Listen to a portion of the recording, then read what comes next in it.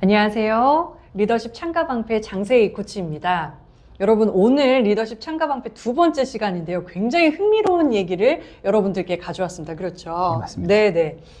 오늘은 포로에서 2인자, 무려 5명의 상사인 왕을 모셨던 다니엘의 상사관리 기술을 통해서 여러분들 리더십 품격을 올리고 신앙의 성장에 도움을 드리는 얘기를 드리겠습니다. 비즈니스 코칭을 하다 보면 이 상사 관리에 대해서 어려움을 겪는 리더분들이 꽤 많이 있으신 것 같아요. 그렇죠. 여러 가지 이유가 있으실 텐데 이 오해를 좀 하시는 것 같아요. 이 상사 관리에 대해서 이 정치질은 내 스타일하고는 안 맞아요. 혹은 하고는 싶은데 이게 어떻게 해야 될지 이게 남들 눈도 있는데 이런 생각을 좀 하시는 것 같아서 대표님, 일단 오해와 진실을 좀 상사 관리와 사내 정치에 대한 것들 차이점을 좀 알려주시면 감사하겠습니다. 일단 상사 관리라고 하는 개념 자체가 상당히 낯선 개념이실 텐데요. 사내 정치와 상사 관리의 차이를 한마디로 설명드리겠습니다. 사내 정치는 비공식적인 채널로 자신의 이익을 얻기 위해서 상사와 대화하는 것, 그게 사내 정치고요. 상사 관리는 공식적인 채널을 통해서 회사의 발전을 위해서, 그리고 상사와 내가 더 효율적으로 함께 한 팀으로 일하기 위해서 나의 소통과 업무 스타일을 조율하는 것, 그것이 두 개의 차이라고 설명을 드릴 수가 있겠습니다. 쏙쏙 들어오네요. 이게 공식적인 채널이냐 비공식적인 채널이냐, 뒤에서 수근수근 하느냐 아니면 이렇게 함께 오픈된 공간에서 하느냐. 그 다음에 여러분들 또 중요한 거는 자신의 영달만을 위해서 하는 건 사내 정치, 그 다음에 조직, 본인, 팀원의 이 성장을 함께 도모하는 건 또 상사 관리, 이렇게 맞습니다. 구분을 할 수가 있네요. 네. 좋습니다. 그러면 이제 상사 관리의 대가, 네. 장인인 다니엘 얘기로 넘어가 보도록 네. 합시다. 다니엘이 사자굴에 던져지고 나서도 살아남았고 이런 극한의 어려움을 극복하면서 상사 관리를 했다고 들었어요. 어떻게 했나요? 여기 좀 알고 싶습니다. 근데 일단 제가 까다로운 상사를 만날 수가 있고요. 그 다음에 이제 그 상사의 지시가 나의 생각과 다를 수도 있는데, 다니엘 같은 경우에는 그냥 해고되는 수준이 아니라 죽음에 처해지는 그런 상황이었거든요. 그렇죠. 옛날에는. 예.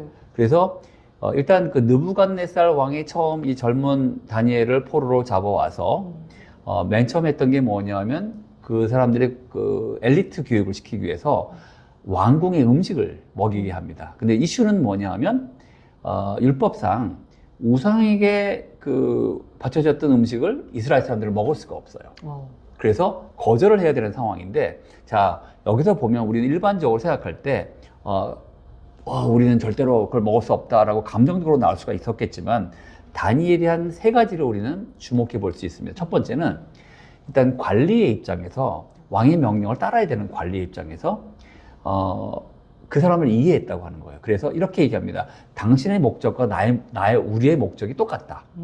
그래서 우리가 건강해지는 걸 너도 원하지 않느냐. 거기에 먼저 그 관점을 시작했고, 두 번째는 그 대화하는 과정에서 상당히 공손하게 얘기했다는 거예요. 그래서 이 관리를 설득해서 세 번째 뭐냐면 대안을 제시합니다. 우리가 일정 기간 동안 과일과 물만 먹겠다. 왕의 고기와 포도주를 마시지 않고, 그리고 테스트해보고 우리가 당신이 원하는 대로 건강해지면 문제 해결한 것이 아니냐라는 대안을 제시하거든요. 근데 여기서 배울 때 중요한 원리는 뭐냐면, 상사와 의견이 다를 때 감정적으로 대응할 것이 아니라 첫 번째, 상사의 목적과 나의 목적이 같습니다. 회사의 발전을 위해서 우리 얘기하는 거잖아요. 그 다음에 대화 자체가 감정적으로 하지 말고 상당히 논리적이고 설득력 있게 이야기를 하면서 세 번째, 대안을 제시하십시오. 그래서 이렇게 해보시고 안 되면 다시 한번 얘기를 합시다 라고 한다면 훨씬 상사와 대화하기 편해지지 않을까 이런 생각을 제가 해볼 수가 있겠습니다. 이게 되게 중요한 것 같아요. 이견이 있을 때 반대를 하거나 회피하는 게 아니라 어떤 우리 목표의 합의점을 얘기를 하고 그 다음에 존중하는 태도로, 그 다음에 창의적인 대안을 네. 제시를 하는 거. 대안 제시가 되게 중요한 것 같아요. 그냥 맞습니다. 반대를 위한 반대가 아니고. 맞습니다. 이런 포인트에서 진짜 배울 점이 많은 것 같아요. 이거는 상사 관리 아니어도 네. 가족 간의 관계에서도 굉장히 맞습니다. 중요한 포인트인 것 같아요. 맞습니다. 너무 감사합니다. 그리고 이것도 좀 있는 것 같아요. 상사하고 네. 지금 내가 현재 관계가 안 좋아요. 네. 혹은 네. 좀 어려워요, 상사가. 네. 혹은 상사가 나를 어려워해요. 네. 혹은 상사와 도저히 스타일이 안 맞아요. 음흠. 이럴 때 어떻게 처세를 해야 되는지, 네. 요런 인물이 또 성경에 이걸 잘 극복한 인물이 있는지 뭐 궁금합니다. 성경 가운데서 상사 때문에 가장 고생한 사람을 찾으라면 뭐 여러 명이 요셉도 있고 뭐 여러 명이 있겠지만 저는 다윗 왕만큼 고생한 사람이 없다고 생각합니다. 첫 번째 왕이었던 사울 왕이 다윗 두 번째 왕이 될 다윗 왕을 죽이려고 했거든요. 그래서 뭐 창을 던져서 죽이려고 하고 그 다음에 군대를 끌고 다윗을 쫓아다닙니다. 죽이려고. 이만큼 상사가 어려운 상사가 없을 거 아니에요. 근데 재밌는 건 뭐냐면 여기서 다윗의 태도를 통해서 우리는 상사 관리의 중요한 세 가지 원리를 발견할 수가 있는데요. 첫 번째는 이제 사울 왕이 다윗 왕을 쫓아다니다가 이제 밤에 자는데 다윗 왕이 몰래 가가지고 이 사울 왕의 옷깃을 자릅니다. 이야, 엄청 호전적이네요. 네, 네. 그런데 그 다음 날 이 사울 왕에게 대화를 청해요. 그리고 이렇게 합니다. 밤에 당신 옷깃을 잘랐는데 나는 전혀 당신을 죽일 의도가 없다. 죽일 수 있었지만 죽일 의도가 없다. 왜냐하면 당신은 하나님이 주신 권위이기 때문에. 중요한 원리 첫 번째는 뭐냐면 내가 인격적으로 상사를 존경할 수 없어도 그 사람이 위치 때문에 그 자리를 인정해줘야 된다고 하는 거예요. 그 역할을 인정해줘야 된다고 하는 인정하는 거죠. 거. 상사를 상사로 인정해줘야 된다. 맞습니다. 두 번째는 뭐냐면 그 대화 속에서 다윗이 상당한 진정 어린 말과 마음과 그 다음에 공손한 태도로 그 대화를 이어간다고 하는 거죠. 난 진심으로 당신을 죽일 의도가 없습니다. 세 번째는 뭐냐면 정말 나를 힘들게 하는 그 상사에게 쫓겨다니는 그 다윗임에도 불구하고 그 다윗을 쫓아다니는 무리들이 있었어요. 인격적으로도 그렇고 리더십이 예, 너무 뛰어나시니까. 그러니까 그 과정에서 쫓겨다니면서 그 사람들을 관리하면서 다윗은 리더십을 키웁니다. 그렇죠. 그리고 그것이 왕이 됐을 때 리더십을 발휘할 수 있는 토대가 될 수 있었다고 하는 거거든요. 그래서 이제 세 번째 원리는 뭐냐면 힘든 상사를 만나도 그 과정에서 내가 성장할 수 있는 것을 하나님이 제공해 줄 수 있다고 하는 믿음을 갖는다면 상당히 도움이 될 거라고 생각이 듭니다. 아멘입니다. 일단은 여러분 역할을 인정을 해주시고 존중하는 태도를 취하시는 게 굉장히 중요할 것 같다는 생각이 드네요. 네. 그리고 제가 또 궁금한 게 이 업무 효율성과 효과성을 네. 높이기 위해서 상사한테 반드시 해야 되는 질문 세 가지가 있다면 뭐가 있을까요? 네, 제가 이제 신임 임원들 코칭을 하면서 첫 번째 물어보는 질문이 이겁니다.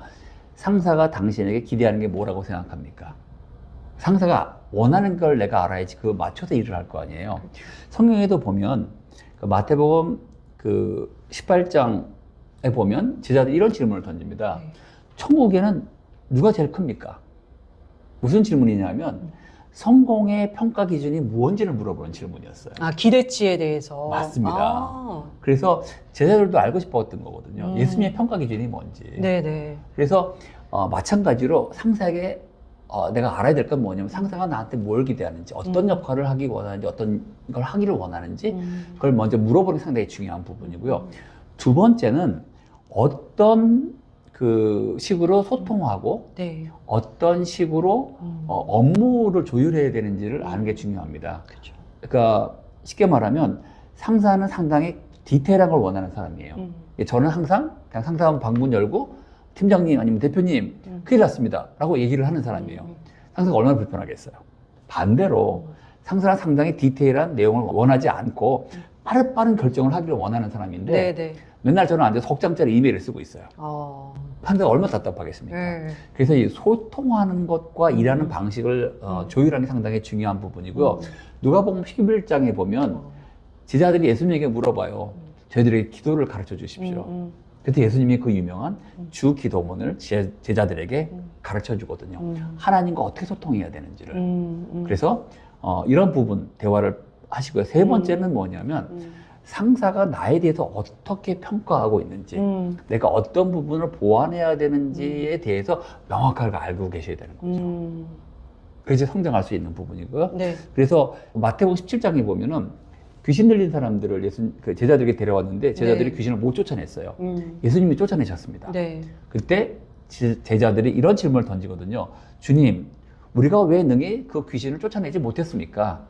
이 질문을 통해서 제자들이 알고 싶었던 건 뭐냐면 우리가 뭘 보완해야 됩니까? 라고 하는 질문이었거든요.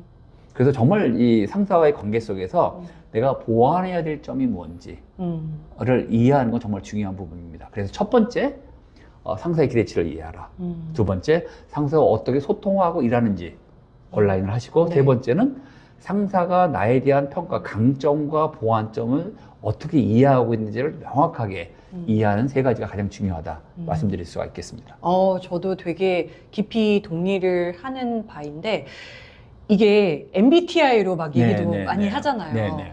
나는 외향형인데 상사분은 내향형이야. 네. 철저한 계획형인데 융통성형이야. 네. 미래지향적으로 만약에 뭐뭐 한다면 현실적이지 않아. 뭐 이런 식으로 극과 극일 때조차도 기대치에 대해서 분명하게 얘기를 서로 나누고 그 다음에 소통 스타일을 좀 맞춰가는 맞습니다. 게 중요하고, 그리고 평가를 할 때 우선순위를 서로 얘기를 나누는 게 굉장히 중요하다라는 말씀이시죠. 맞습니다. 나의 커리어의 맞습니다. 성장을 위해서.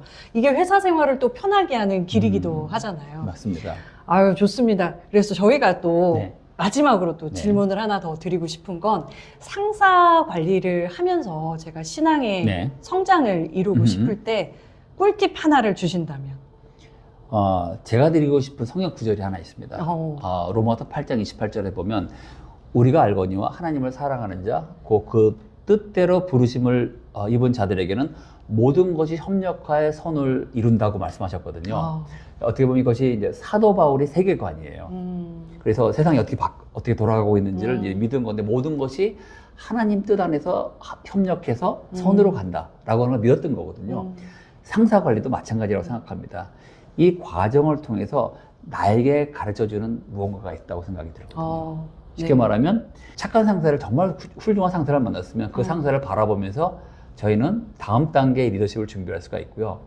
또 아주 불편한, 존경이 가지 않는 상사를 만났다면 그 상사를 통해서 나는 또 내 자신을 준비할 수 있는 그런 과정이 될 수 있다고 생각이 듭니다. 그 모든 것이 협력하여 선을 이룬다고 생각이 들고요.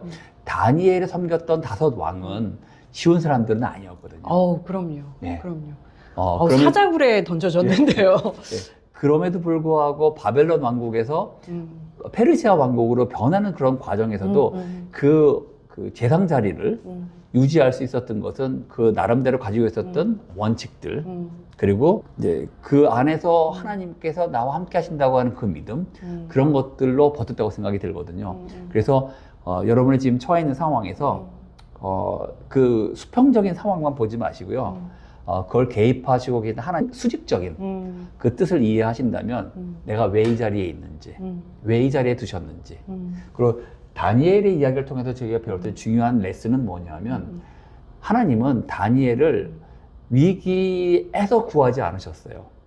위기를 통해서 구원하셨습니다. 맞습니다. 그것이 하나님이 우리에게 일하시는 방법이고요. 그걸 통해서 우리는 신앙과 우리의 리더십이 성장할 수 있는 훌륭한 기회라고 생각이 듭니다.